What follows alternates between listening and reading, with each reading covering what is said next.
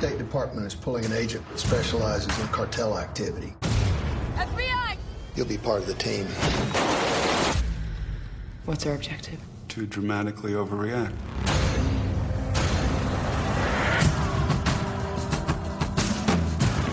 You're not American.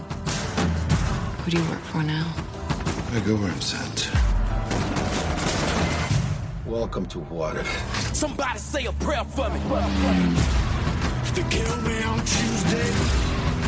Mom for me Thursday. Gotta be careful around these people. Let me go.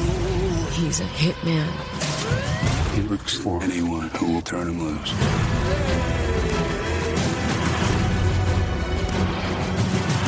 Nothing will make sense to your American ears. But in the end, you will understand.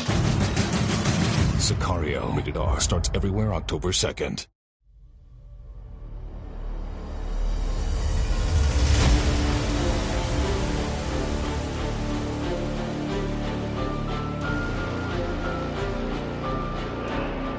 Good morning, Josh. Good morning, Matt. How are you?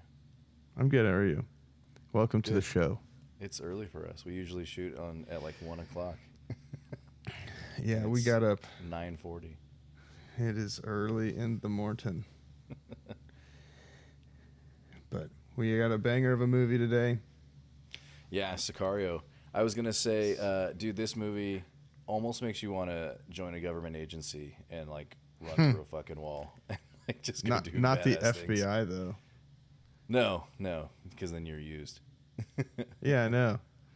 I like we were talking about earlier, suspense movie, suspenseful, super suspense, like a suspension bridge. But like the entire time too. Yeah, I was on the edge of my seat. Had my heart racing. I mean, it started off strong. Another movie, right? That's back-to-back movies that start off super strong. I think that's and then important. It definitely. Well, it's funny. Like when the movie first started, I was like, "Oh, okay, this is just some town in Arizona," and then it's like, boom, murder house with explosives. Yeah, I had a note here and I was like, these people just like live in this house with all these bodies in the walls. Like it doesn't stink. Yeah. It doesn't like, they're just like eating breakfast, bodies in the walls. Mm-hmm. Like that's crazy. just hanging out, yeah, playing FIFA or whatever he was playing. Who knows? And then just has the shed rigged to blow at any moment. I know, that was insane. I've seen that clip before where Emily Blunt is like pushed because I think it's a meme right now. And I didn't know, I'd obviously never seen this movie before. And so I saw it and I was like, oh, I recognize this, but I didn't know the context to it. And I'm kind of kicking myself that I haven't seen this movie sooner or earlier. You know what I mean? Like, there's a couple of these movies that we watch. I'm like, man, everybody says they're good. I've never watched them. This is an opportunity to watch them. And I'm like, why haven't I seen this movie before? I saw this one in theaters, and I don't think I gave it the necessary credit because I think I remember that I saw it, but I didn't really remember anything about it, and I didn't like relate it to anything. I was just like, oh, that's a good movie, and then just kind of moved on with my day. But yeah, watching it again last night, I was like, oh, this is a really good movie, and it's fairly current with what things that are going on and stuff like that. So that was kind of interesting too. And maybe just as you get older, you pay a little bit more attention to that stuff. But back in 2015, when I saw it in theaters, I was like, yeah, that was good. And then just, that was it. Yeah. Didn't really understand another the movie. Representations or anything. Yeah. Yeah. Well, and it's a cartel movie, obviously, but it's got more of a twist in it than other cartel movies, in my opinion. Or even in like other shows about drug cartels and stuff. Because usually the focus is on the cartel. Mm-hmm. And I guess in a sense like it was with this movie too, but really the focus was what's going on with these agencies working together. Because you don't really piece it all together until the end, in my opinion. Right. Like you got stuff going on. You know that they're kind of flying under the radar. you know it's sketchy, and then you find out, especially you find out with what's his name, Benicio del Toro's character, Alejandro Gillick. Mm-hmm. The twist, I mean, all of it, you know, prosecutor turned assassin, but working with the CIA to get to basically take control of the cartel, if I'm not mistaken. Yeah, I mean, I couldn't figure that guy out really right off the bat because, I mean, he doesn't say much in the beginning, obviously, but it's like, yeah, I was like, I don't know if this is a good guy, a bad guy, what his deal is, and then Emily Blunt's character kind of puts it together that he works for like the Colombian cartel, but then like Josh Brolin's character is like, well, he is just kind of wherever he needs to be. He just goes wherever he's supposed to go and does whatever he's supposed to do. And then he's also out for revenge. And so it's like, it was really hard to like pick up where that guy was, you know, but yeah, overall, I think it was way cool. Super gray area character. Yeah, which I think I have a note here that they cut like 90% of his lines because they wanted him to be more menacing. So I think that actually worked out really well because, again, you can't get a good read on the guy and you don't know who he is. It's funny when he said that he was a prosecutor and then was out for revenge and everything, I was like, oh, this is like Mexican law-abiding citizen. Yeah, seriously. I was like, same story, different culture. Yeah, and in the director does he's a famous director. I can't remember his name. Denis Villeneuve, I think is how you say it. Yeah. Oh, is it not Dennis? No, it's Denis. Denis. Oh. It goes to show how much I know about movies on our movie podcast. Right. I watched a couple of videos, and I think that's how they said it. If we're saying it wrong, I apologize. But yeah. But anyway, they did a really good job, or he did a really good job with you. At the beginning of this movie, you think that the movie's about Emily Blunt, Kate Macer. It really isn't. I mean, in the grand scheme of it, she really is just a side character in the story. It's really about Alejandro Gillick, Benicio del Toro's character, in my opinion, you know. And he does a good job of in the beginning of the movie, you cannot trust him, or you feel like you can't trust him. You feel like there's something really shady with him, which obviously there is.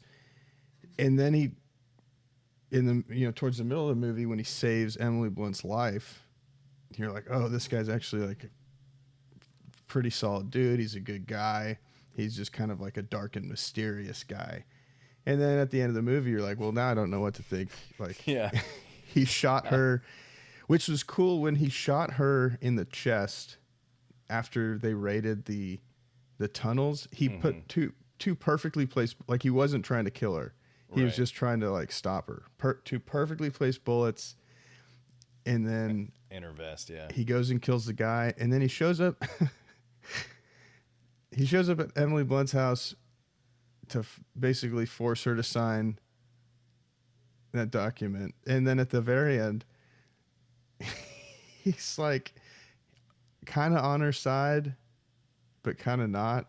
Like he threatens to kill her and be like, hey, if you don't sign this, it's just going to look like a staged suicide. He's got her gun. And he's like, you need to move away. You need to go to a small town, take care of yourself. This isn't for you. Like he really, it's such a back and forth kind of bipolar reaction. Yeah, it was, I mean, and not only that, but like this dude just sneaks into like her house more anyone's than once. home. I loved how, also loved how like when Bernthal's character was like strangling Emily Blunt's character, and he just like strolls in, like no rush or nothing like that, just like kind of slowly walks up. And not only that, okay, was he watching them? Was he gonna like watch them bang it out? Like, yeah, what was going on there? He knew. He's just a creepy guy. I mean, I he's guess ultimately she did say afterwards, like, I was just used as bait. So I guess they did know that guy was bad, or at least involved with with the cartel. But at the same time, like, what if she didn't notice the bracelet thing? Like The rubber band. yeah. Yeah, I Then don't he know would've just about that watched him one. get after it on the couch. Yeah, and I don't think that John Bernthal's character Ted, the Phoenix cop, was gonna kill her anyway. Like he was saying, I think he was only trying to get information out of her. But yeah, Alejandro Gillick was definitely gonna watch them bang. Yeah. I forgot Get that it John on. Berthel was in this movie. That was kind of cool to see him pop up. You know, there's a lot. I was actually surprised at the star-studded cast that we got. We got Emily Blunt, Benicio del Toro, Josh Brolin, Daniel Kaluuya. I think that's how you pronounce his name. John Bernthal, even though he was just a, 10-minute role. Mm-hmm. Yeah, there's some good actors and actresses in this movie. Yeah. Yeah, it was good stuff. It was cool to see. Like, it was cool to like recognize all these guys after all these years of being like, oh, hey, that guy. Yeah. I thought it also was kind of funny when they were going into Mexico for the first time. And it was like, I remember thinking like, okay, there are 4 or 5 black SUVs speeding through town. Like, doesn't that kind of ruin the surprise of whatever is supposed to happen? Or like, isn't that going to alert somebody? Not to mention you have the entire Mexican police force, like sirens and all. The federal Mexican like police. I know that like they're trying to clear but it's like, okay, you're trying to go in, get this guy, and then get out. Like, why would we make such a scene? And also, why? You can tell in every scene that it shows, like Emily Blunt when they're driving, like her head like snaps back every time the gas is like pushed. So it's like it was just like pedal to the metal the entire time. Yeah, that was pretty. I mean, you're kind of the whole time is just weird because you don't know what's going on. That was a really cool scene going into Mexico for the first time. Looking at Juarez, like it's just a war zone out there, is what it looked like to me. Especially with the like bodies hanging from the bridge and stuff. Yeah, yeah. I mean, that stuff's scary, dude. I mean, I don't think I would want to experience any of that. I don't want to go there. No. Now, I don't know about you, and even like the scene coming back when they get trapped at the border because of the traffic. That was super intense too. Like, and what was crazy is Benicio del Toro's character like knew exactly what cars were which. And he's like, "Oh, it's that red car, 2 lanes to us. They're gonna get us." I know. At first, I was like, "Oh, they're just judging the tattooed, shaved head Hispanic guys," and I was like, "Oh no, they're bad guys." They're legit, yeah. Yeah, I mean, I thought that was kind of cool too, like just the communication between different cars, and it's like, hey, watch this guy on the left, okay, 2 lanes over, kind of thing, and then just how quickly they all acted. I thought it was super funny. I don't remember his name. Jeffrey Donovan, the guy with the glasses. Yeah. He's such a goofball, but he's like a badass. Yeah. Yeah, he was really cool. He's got I don't know what they're called, but the glasses saver, like, straight tied to the back of his head. The croquis, yeah. The croquis. Now, I don't know about you. Did Emily Blunt's character just kind of piss you off the whole movie? Dude, I have written down that she was a weenie. She bugged me so much. She bugged. Like, the I shit get, out of okay, me. I get that you're trying to do things by the book and you're a good cop and stuff like that, but like, dude, this is bigger than you, it seems like. And Josh Brolin's character was right when it's like, do you want to get the guys responsible for what happened in that house? And she said yes. And it's like, well, then get on board. Quit like being a weenie about it. A weenie, yeah. And even Josh Brolin's character, he was trying to keep her in the fight, like in it as much as possible. But she just had to know every little detail about like everything that was going on. And I can understand, like, if you're an FBI agent, right, and you're crossing the border and you're going in and you're shooting people at the border or at the border and basically, kidnapping a guy. Well, I guess not kidnapping, but taking a guy from Mexican prison, and then you stopping buses full of people, just all this stuff. Like I can understand. You're like, well, this isn't what I was taught, and this isn't how we're supposed to be doing things. Like I'm an agent of the FBI. Like I need to uphold the law. Yada yada yada. But then her boss is like, hey, this isn't my deal. All of this is coming down from like elected officials and people that are way more important than all this, that have like way more power. And he basically was like, just go with it. Yeah, she couldn't go with it. Yeah, but her and her partner were both like, we need to know everything, otherwise we're not doing it. And it's like, dude, you're getting the green light just to roll with the punches and do what you have to do. And it's crazy. I was thinking about this. I'm like, that stuff probably happens more often than we even know of. Just seeing how tactful they were in the movie, and how, like, you know, one of the things when they're getting back to the border was like, oh, this is going to be on every American front page newspaper, and it's like, it won't even make the El Paso, you know, newspaper. News, like, yeah. It's like, yeah, it's like crazy how they I don't want to say cover up, but maybe how some things just aren't as important, or they keep it kind of under wraps, whatever they're doing, and they're like, you know, pretty, other than some of the camo stuff, they're pretty like street clothes, you know, mercenary kind of type guys, which is kind of cool. But it's like, it's crazy to think about that stuff probably just happens and we have no idea. Oh yeah, I think the CIA does stuff without our knowledge. I mean, they're all around us. They have to be, right? Like they're just doing stuff left and right that have been greenlit, like you were saying, to just, hey, just go do whatever you need to do. We'll see you when you get back, kind of thing. Yeah. Yeah, exactly. But how cool, or, right? Like, I guess kind of cool. It looked really cool in the movie, but you're just an operative. You're going after the bad guys, and you can just do whatever you want. Kind of, make yeah. it happen. Yeah, exactly. You know what I mean?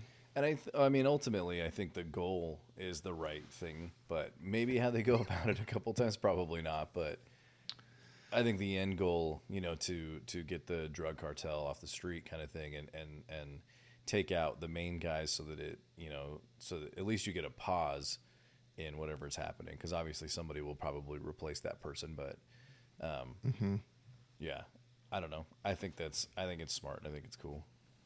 I think it is really cool. How true it is, who knows? But yeah, I have a question. Why in the interrogation room with Guillermo, why did it look like that dude was like pissing on him or something? Or like, I couldn't tell. Like, that was a weird angle and a weird shot. Yeah. He like kicked his legs open and then just like stood there right in front. Like I was kind of like, I immediately thought the same thing. Like, is this guy about to pee on and this then he was other just guy? like sitting there watching it. Like, Yeah. but yeah, I was like, Obviously- what is happening here? And then it shows the drain, and then you can hear something happening, and it doesn't really sound like he's getting beat up. And so I was like, what is he? Well, he grabbed. I thought it was. I don't know. My twisted sense of humor thought that scene, like when what's his name? Alejandro Gillick's character was talking with that other guy out by the water cooler right before he went in. Yeah. They were just kind of talking about whatever. Obviously, they knew each other. But when he grabbed, you knew that that Guillermo was getting interrogated. But when he grabbed the bottle of water, or the big, 5-gallon whatever thing of water, and started walking in, and you could hear Josh Brolin whistling.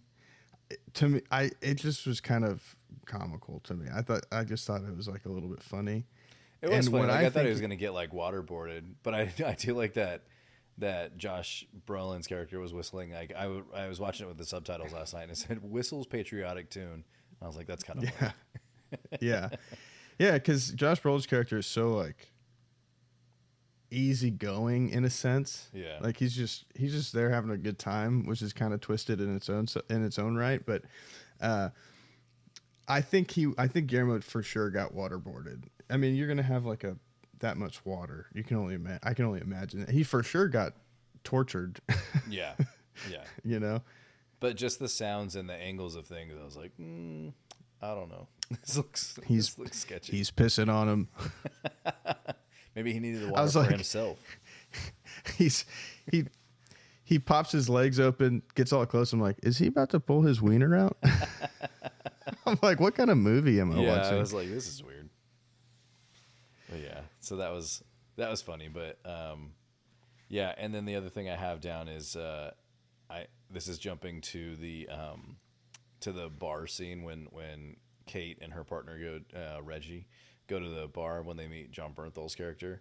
I just had a quick note that I thought it was funny that in most movies, and I don't know if it's like a product thing, like you can't say the product, but when you walk in and you're like, oh, I'll have 2 beers, and it's like a bar, and you're like, okay, which one?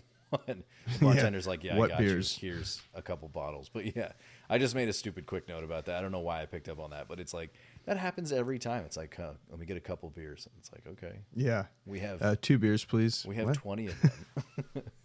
Yeah. There's a. Do you want American? Do you want? Yeah. I mean, like, what are we talking about here? I thought what was funny, as well, was that John in that same scene. Before I knew John Bernthal was in this movie, he's standing at the edge of the bar and you can kind of see him. But I'm watching, I'm going, is that John Bernthal? And then they sit down and I'm like, oh, no shit, it really is. That's funny. Yeah, I was like, that's a wild way to introduce a character. So the other thing was that the 2 main FBI agents, Federal Bureau of Investigations, is an American agency, right? The 2 actors that played the 2 FBI agents that were most prominent in this film are both from England. Oh, really? I didn't know that. I knew that Emily Yeah. Blunt was English, but I didn't know that the other guy was from England. Yeah, Daniel God, I'm going to butcher this. Kaluuya. That's the guy that plays Reggie, right? Yeah. Yeah. He's British, man. I didn't know that. That's kind of cool. Their accents are really good, actually. Their American accents. They're pretty solid. Well, he was in was it Get Out? I think I know what you're talking about. Yeah, he looked familiar for sure. Yeah. Yeah, where who was it? Not it was Key and one of the guys from Key and Peele. I can't remember. Was it Keegan Michael? It's got to be Jordan Peele, I think, right? Jordan Peele. Yeah. Yeah, Jordan Peele directed that movie. I think it was Get Out, where his girlfriend invites him over and they like. It's weird. They like swap. Not brains, but like the spirits of white people basically go into these black people. Interesting.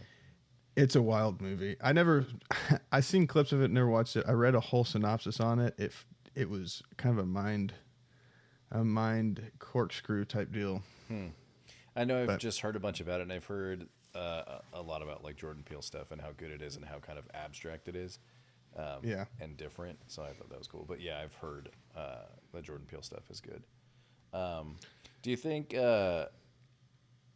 John Krasinski was stoked to watch John Bernthal all up on his wife, and then was like, that's when he started his directing debut and was like, you know what, I'm directing and acting in the movies with you. No more other guys. No more studs. I thought the same thing. I was like, John Bernthal's a good looking dude. Like this is weird. I'm like, that's not Jim. Yeah. Jim from The Office. Yeah. Poor John Krasinski. It's like watching his wife make out with John Bernthal. Well, he's got his own thing going. I mean, we had talked about, was it Jack Ryan? Yeah. Yeah, we talked about that. I mean, he's all buff in that one, dude, and he probably gets it on with a couple ladies, I can imagine. Probably. Yeah, he did get he got into like the this style movie. Maybe because of this movie. Maybe because he saw John Bernthal being a badass and he was like, "Oh, I need to be in 13 Hours. I need to be in Jack Ryan. I got to lift weights." Yeah. We were talking about guns. Yeah, you and I were talking about 13 Hours the other day. That was that was the first movie that I saw of John Krasinski's where he was like an action star. Yeah, I think for me too. Yeah. And that was, I mean, because for years I only knew him as Jim Halpert. That's what he'll always be known as. Jim Halpert. Oh, and I forgot that him and Emily Blunt starred in A Quiet Place. Did you ever see A Quiet Place? Yeah, and that's what I was saying is that he directed and starred in that movie. Oh, that's right. I forgot So that that's he why I directed was like, it. that's why I was like, he's like, okay, I am your, I'm your counterpart. Also, I'm in charge. No other dudes. It is just me, Yeah, and we can't talk. and we can't talk. Real romantic. Yeah. I think the last real note before like all my fun facts is that I was kind of sad for the kid in Mexico where his dad Oh, I come back. He's like know. staring at the made bed. That was really sad. That whole side story threw me for a loop. I know. At first, I was like, "Why do they keep showing this guy?" Like, I kind of had an idea that he was gonna have something to do with like the cartel, but I thought he was gonna be like one of the good guys there because he was a cop. But I couldn't figure out what was going on with him. I thought that he was either gonna be like the hero or one of like just this offshoot, like random guy out of nowhere helps CIA, right? Mm-hmm. Or I thought that maybe this guy's actually one of the bosses that just is like undercover as a cop, or like he lays low or whatever. Wrong. He's just a drug mule. Yeah. And I felt bad. The only reason for showing any of that was for just to show that he got killed, his son's sad, and then the last scene of the movie where they're playing soccer. Like it all that tied in with it. I'm like, Yeah. man, I feel bad. He was just trying to make some money for his family. Yeah, it's true. It was really sad. I mean, it kind of goes. They had to do it though because Alejandro said, watch out for the state police. They're not always the good guys, and he was, obviously state. So, but it wasn't doing.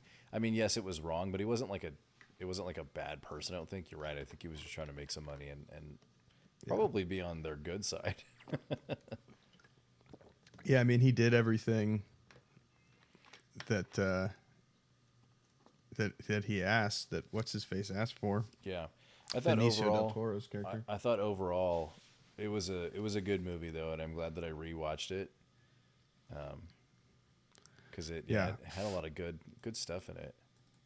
Phenomenal movie. I have a fun fact. I know you usually do the fun facts, but I have a fun fact. Let's hear it. This movie has a sequel. I kind of saw that doing the research, and the third one is being made. I saw that too. Sicario, I'm going to butcher this. Day of the Soldado. Okay. It's got Josh Brolin and Benicio del Toro in it. No Emily Blunt, though. Interesting. Maybe she did go to a little town. She didn't want to be a part of it anymore. She's like, I'm out. Stefano Solima directed it. So different director. I think it's the same writer, though. Taylor Sheridan. Yeah. I think I read that he had written like a 3-part series, so it makes sense why there's going to be 3 of them. But interesting that there's a different director. I wonder why they would do that. I don't know. Maybe, I don't know. Maybe they put bids out for it. Maybe.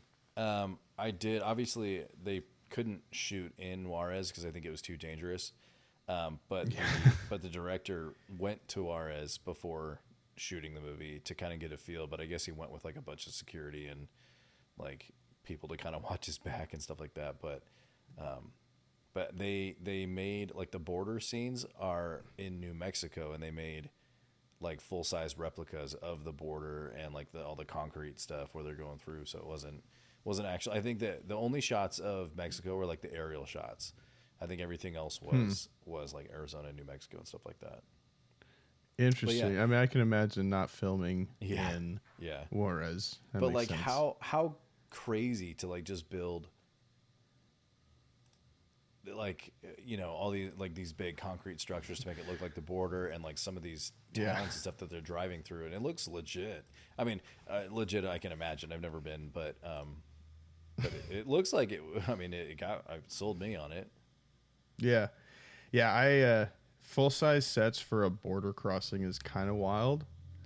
Yeah. But they had the budget for it. I think they had like almost $50 million to play around with. So Budget was 30 million, and they made oh 84.9, so like 85 million in it. wow, I think it was released. I saw that it was released the same time as The Martian, so I don't think it made as much as they were hoping it was going to. But I mean, 84 million. That's still really good. The Martian's hard to go up against. Yeah. I mean, Matt Damon. That's a tough one. Yeah. Yeah. But still, 91% on Rotten Tomatoes. Yep, I saw that says too. something. That's pretty good. The mayor of Juarez wanted people to boycott the movie because then it represented. He said that it represented false and negative images of the city, but then was like, that was only accurate until 2010, and then we moved into more. We progressed into more peaceful times. It's like, okay, Yeah. even though this movie was released in 2015 and it still showed what was real up until 2010. Like that's still pretty recent to then. Yeah, and I don't mean to be a dick. I've never been to Juarez either. Everything I've heard about it though is terrible. Yeah, I mean, I was gonna know. say like, okay, cool, you've made it more peaceful, but it's like, it still represents what happened and could still be happening essentially. Oh yeah. Well, as you know, I'm from South Texas. Border towns are just that way, both sides of the border, U.S. stateside or Mexico side. They're just rough areas. Now, I don't know if they're as rough as how this movie played it out to be, but yeah, the cartel's real. Yeah. Those areas are dangerous. Yeah, I was gonna ask if you, living in Texas and stuff like that, if you had just kind of noticed like, 4 or 5 black SUVs roaming around together all the time and speeding through town, and doing Just all these rolling things. deep. Like things like that. If that stuff was ever real, or That's just a regular Tuesday. No, I'm just playing. Now, where I was 3 hours from the border. 2 hours, okay. 3 hours from the border. So I wasn't on the border.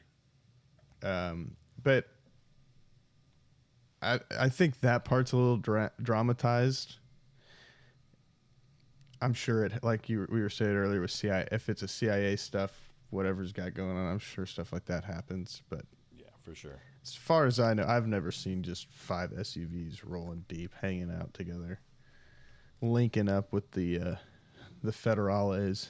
Well, and it's so funny. Like I was kind of touching on earlier, it's like you're not fooling anybody. Everybody knows what like government vehicles look like, and if they're rolling in a pack, like you're like, okay, something's going on. Like spread the word. Especially Something nowadays, is like happening. you're gonna text your boss or text the homies or something. You're like, hey, the government's here. Just a heads up. Oh man. Hey, look out your window. Yeah, exactly. Yeah. I've got so there are some things in here that okay, I guess so we can start with this. I read that Josh Brolin initially turned down the role. He thought it was like too goofy on paper for the guy, which his character is kind of goofy, but it's almost like he's done this for so long and so like badass that he can just be so chill. Yeah. Which Yeah, is kind of cool. He's just kind of like the guy that's like been in it for too long, knows he's gonna like just get in, get out.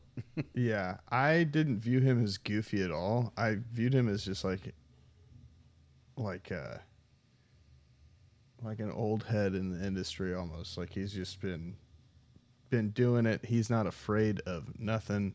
Yeah, nothing phases him. Yeah. Yeah. Typical CIA agent type attitude. Yeah. Yeah. I thought it was kind of crazy at the end when Alejandro, like I didn't think he was going to kill that guy's family, the boss.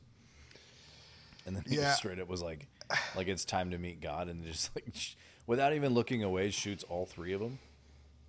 Yeah, I had seen that scene before just like on Instagram or something. So I knew that was going to happen. I thought it was. I mean, it was still a wild scene. I'm glad that they didn't show him like actually shooting the kids. Yeah, I'm a little surprised that they showed the wide shot of it though, with them on the ground. I know that's different, Right. but I was a little surprised at that because when I was like, oh, okay, they didn't show it. I was like, they're not gonna show the dead kids, and then they did. Yeah, which I wouldn't have been surprised if they had shown like the whole thing, because like I was saying earlier, this was a way more graphic movie than I anticipated it to be from the get go. I mean, the bodies in the house in that first scene, our first few scenes, was way more intense than I expected, and then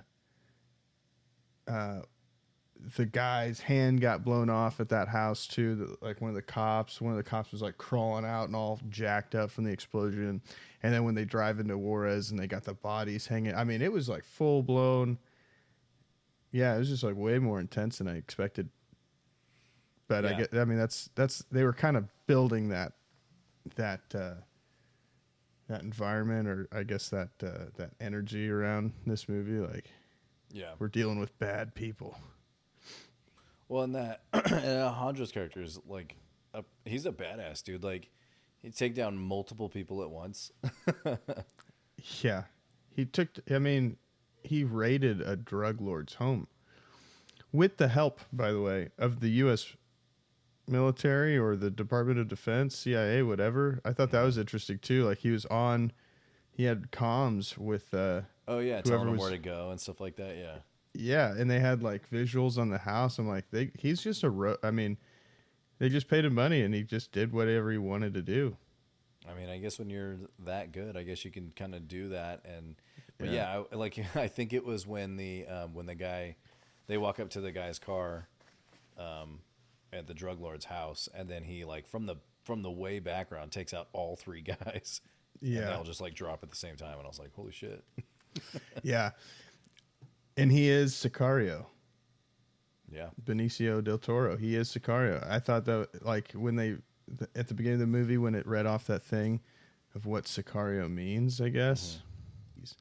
Yeah, Sicario is a noun that translates to hitman, hired assassin, or contract killer. And like I was saying before, it really is a movie about him. The title's based off of him. He really is just a hitman. Yeah. So we've got a mingling of law-abiding citizen and hitman, Yeah. Mexican version. Some other cool stuff that I'm bummed I didn't pick up on. I think I was like so into the movie, but because like I shoot music videos and stuff like that, I'm like, oh, I can't believe I didn't pick up on this stuff. So a lot of like, I don't know, a lot of this could be like up to everyone's own interpretation of it. But I was watching a couple different videos and looked up a couple different things, on the research, and a lot of the way that the things are shot, are kind of like hidden, almost like Easter egg type things that are representing other things. So like I read that like the dust in some of the shots represent things that are there, but you don't see until light is shown on them. And kind of like dust where it's like chaos in one area. You know what I'm saying? Like dust is just kind of like all these little particles everywhere and everything's going crazy. So I thought that was kind of cool because that kind of does represent what's happening in the movie. There's chaos, but like these guys are going in and just taking out these people and these drug lords and stuff like that, and then just going back across the border, no big deal. Or they're raiding tunnels in 10 minutes or less and then getting out and going back doing what they're doing. It's like, it's kind of crazy that I thought that was kind of cool that somebody picked up on those cinematic shots of dust in the light. Yeah. That one Definitely makes. Go ahead. Sorry. Definitely makes it more, or definitely gives it a more chaotic feel. Yeah, exactly. I liked that they used a lot of like border references, which obviously like the main border And then there was a lot of like shots of the borders, and then there were somebody said, you know, they picked up on like the soccer game that is all about, you know, being within the field and like out of bounds and stuff like the ball goes out of bounds. And then you have like the boss of Kate saying, I think we already touched on it, that says, you know, if you think that you're out of bounds, you're not, or if you think you're going to do something that's out of bounds, you're not, kind of thing. So I thought that was kind of cool that it's all like border related there. Interesting. I didn't even pick up on that. Yeah, exactly. I didn't either until after all this research. I liked that they talked about how these guys are like ghosts. You know, before the Guillermo interrogation, that guy walks up to Alejandro and says, "I didn't know ghosts got thirsty." You know, which is kind of cool, and because they move so swiftly and they're so quiet and they kind of, like I said, just in and out. And then when they raid the tunnel, they used like real infrared, you know, cameras and night vision goggles and stuff like that. But when they use the infrared, they're white. And so somebody was like, oh, they're white like ghosts. So that kind of is another representation of what they're trying to show. Well, yeah, they to me, it just looked like a bunch of Navy SEALs, like running an operation. Right? Yeah. Like they looked like they were kitted out that way. Yeah. And I think it's just cool, like the metaphorical, like cinematic way of showing that is all these things tying together. And I thought that was really cool. Another thing is Alejandro keeps talking about like wolves, and wolves keep coming up in it. And there was a thing that's like Alejandro's like a wolf in sheep's clothing, where he's dressed nicely in white, you know, in the beginning, and then he folds his jacket and goes away, and then he becomes like this badass and is like taking people out and, you know, torturing somebody in the interrogation, and then changes back into his suit kind of thing and is quiet. And then, you know, I think at the end he says something about like, you know, you need to get out of here. There are too many wolves here. You don't belong here, kind of thing, to Kate's character. Yeah. So I was like, oh, that's really cool that kind of represents like all that stuff too. And not to mention, again, these guys they're goofy. They're joking. You know, they are super chill. And then they go out and they like take all these guys out and just leave them on the street kind of thing. And then come back home like it's no big deal. They got to turn it off. Yeah, exactly. You know, turn it on, turn it off. Some of the shots, I guess there's a lot of shots of mirrors, you know, of like, you know, Kate's washing her hands, or there's one where when she gets out of the shower and she's looking in the mirror and it's all fogged up kind of thing. And then there's like a mirror effect I read that like between Kate and Silvio, I guess was that cop's name. The cop in Mexico, where they're both law enforcement. They both want to do good by the law, but also they are kind of caught up in kind of the wrong stuff. So because I think, again, we're going back to why did they keep showing him? And it's like, okay, well, I think that kind of represents her also, where again, you're law enforcement, you're trying to do the right thing, but also you're caught up in this thing that's bigger than you, and you just kind of have to roll with the punches, even though it's not what you might necessarily want to be doing or agree with, which I thought was kind of cool. They also both smoke the same cigarettes, and they show that too, the Indian Creek cigarettes. They show her opening the pack, and then he's got Indian Creek cigarettes on his nightstand, which is kind of I didn't even see that either. Yeah, so I thought that was really cool and like representative of all that stuff. And then the last thing I have is that they kind of are. This is more of like the religious aspect of it when he goes into the drug lord's house, and there's a lot of like religious, you know, things on the walls and stuff like that, and art and everything. And then also showing that like the U.S. is almost like God in a sense, like of all the aerial shots from up above, and you're looking down, and cameras being everywhere and being able to see everything, like the bank and everything like that. Like they're sitting there watching the cameras. They have, you know, the drone, the guys, you know, manning the drone, kind of telling them where things are at, kind of thing like that. So I thought that was kind of cool too. That was kind of a cool like representation of just the cinematic feel of everything and what it represents and all the metaphors behind that and everything. Yeah, that is really interesting. I'm like, man, I'm bummed I didn't pick up on that just because, like, that's so cool. That makes, and maybe it wasn't true. Maybe that's just how somebody else interpreted it. But like at the same time, I'm like, that makes a lot of sense in what's going on. Like don't, I don't think I've ever really watched movies in a sense like that. I think I obviously watched the movie to enjoy the movie. But again, since like shooting music videos, I'm like, oh man, that's really cool. I'm gonna start looking at stuff that way and start looking for the representations. Yeah. Yeah, I think some movies will catch you if you're really into it, or super I guess analytical. There's some movies that I've watched that I can catch stuff like that. This movie wasn't one of them for me, just because I was just, like I said, I was on the edge of my seat the whole time because there's so much suspense. I wanted to know like how this story ended and how these people were tied together.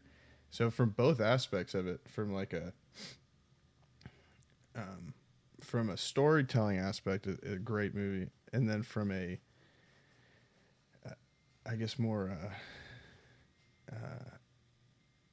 artsy aspect of the movie. Maybe that's not the right word I'm looking for. Like metaphorical. Metaphorical, yeah. From a metaphorical, again, with it all has to do with the writing, but both aspects, metaphorical and just storytelling, phenomenal. Would you have sided with more of like Kate and Reggie, or would you have been on the side of more Alejandro and Matt Graver and stuff like that? I think it's tough, right? Like if I knew everything that that Matt knew, I'd obviously just side with CIA, just doing what we got to do. And that's why, like, I go back with Kate and Reggie with the FBI. Like, they don't know everything that's going on, and they were kind of used. They were used just because the CIA had to be attached to a domestic entity or agency, whatever. But I don't know. Even if I was like an FBI agent in Kate's shoes, I probably just would have shut up and like gone with it. You're trying to get the big bad, not the small nothing. You want to get the good stuff. That's kind of what I was thinking too. And in the research too, I did read that it was never written to be like a man's role. Kate's role was never, initially written to be a man's role. It was always for a woman, because they felt like a woman would probably stick with her values more and kind of stand by her, stick to her guns, versus like what you and I are saying, which is maybe point proven. Like, yeah, instead of just rolling with the punches and becoming, whatever they're needing you to be kind of thing, you would stand your ground and kind of value who you are and what you stand by kind of thing. So I thought that was actually really cool too, because obviously, again, as we're talking about it, I'm in the same boat as you. I'm like, I probably would have just done whatever they needed me to do, and it's for a greater cause. But I could see where she's like looking at it's like, it's not okay to just go out here and just start murking people and leaving their bodies on the streets in front of the public, because that also, I think, is I really like at the end when the drug lord says, who do you think we learned it from? Do you think that these people are any different than us, kind of thing? And it's like, well, yeah, if you mirror that too, cartel is like leaving people on the streets and hanging them and, showing this person, deserve to die kind of thing. And then you have the government agencies who are at the border and they shoot these people and they leave them on the street and they just dip kind of thing. It's like, okay, well, that's kind of same. So, I mean, yeah, it's one and the same, but with two different reasonings. Sure. Like cartel, they operate outside of the law. Yeah, and control and money and stuff like that, versus and like then the government agencies wanting to stop them. Yeah. Well, but to mirror that too, like the CIA, at least in this movie, also operating outside the law for what they believe is right. And I guess you could make the argument like the cartel is doing it for what they believe it is right, I guess. But two different viewpoints on what's right and what's wrong. All ultimately, it really all of it boils down to is power, control. Yep. For both. And your character, I think. Yeah. Because you can get that outcome, but at the same time, like you're having to give up, or you're having to look at the other way, or you're having to get on board, kind of thing, if you want to, and if not, then you're not a part of it, and then you're out, kind of thing. So, yeah, lots of cool stuff. I thought that was really cool, and I'm glad that we picked. I'm glad that you picked this movie for us to break down, because it was sick. I liked going back and watching it and actually getting a chance to look into it and stuff like that, rather than just watching it and calling it a day. Yeah, I do want to go back for just a second, because we touched on the tunnels a little bit before we get off. I just want to say this: the scene where they did the night vision goggles pissed me off. Why? Because it was visually hard to follow. Because it was. And I know that, I know that they were probably meant for it to seem chaotic and everything. Yeah, I just wanted to put that in there. That was the only scene that I was like, this kind of sucks, because I can't make out what's going on. Like when they're walking up, before they go into the tunnels, when they're just walking up and they're going back and forth from thermal to the night vision and yada yada yada. It was just like super chopped up, like hard to follow. That's all. I just wanted to add that in there. Yeah, I think it was purposeful, but it definitely was hard to follow. But I think again that was showing what these guys are going through and dealing with, and obviously they have the goggles, but like outside of that, they can't see anything. So I did see something come up on that on the research, but it was definitely intentional. To shoot it that way. Yeah, I had the sun coming in from the window. It was hitting the TV weird. I just couldn't see it, but anyway. Well, cool. Yeah, dude, that was fun. I'm stoked for the next one. I kind of want to watch the second one now. I know, I do too. I think from what I was reading, I don't know if it's the same vibe. Like this says, it was filmed, or it was released in 2018, action crime thriller, which I would say the first one is as well. But this one is a suicide bombing by ISIS in Kansas, in a Kansas City grocery store, kills 15 people. Now I think there's still stuff to do with Mexico and the border, but apparently that's how. Yeah, they smuggle the terrorists across the border. But I just saw that and I thought it was kind of crazy. Like, oh, this is a completely different vibe, because now you're talking about suicide bombers. So we'll see. We should watch it. I'm gonna Rotten Tomatoes it real quick. I want to see how bad or how good it is. Ooh, not as good. What'd it get? 63%. Yikes. Yeah. It's passing, but barely. It's barely passing. Interesting. Yeah, the first one got 91%, and this one got 63. Sequels always do that, I feel like.